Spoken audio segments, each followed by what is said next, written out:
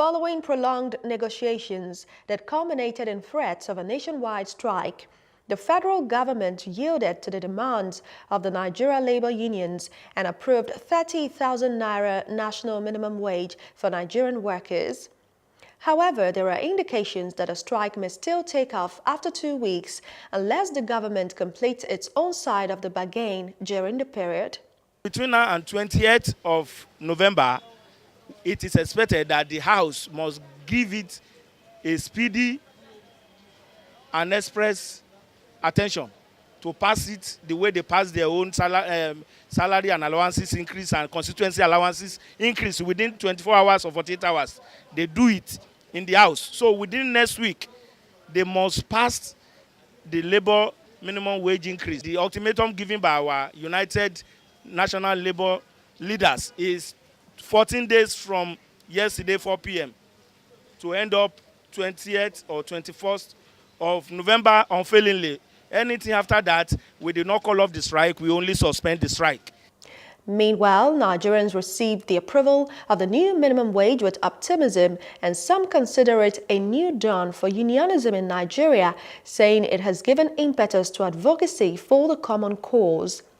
They, however, pointed out the high possibility of demand-push inflation with the new minimum wage.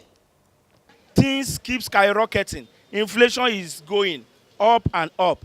And not only that, if our National Assembly senators and the honorables know their honors as far as labor is concerned, it is they that will move motion and send a bill for increment.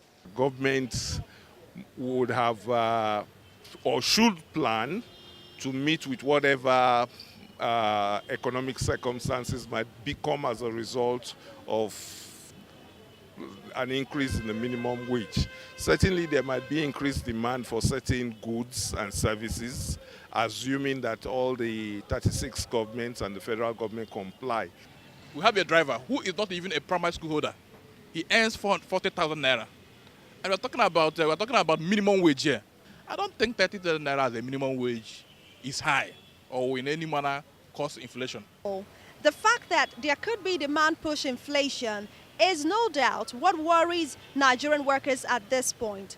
But they are hoping that the government can magnanimously look at ways to cushion some of these inflationary possibilities to ensure that Nigerian workers do not have to earn a little more and pay much more for goods and services.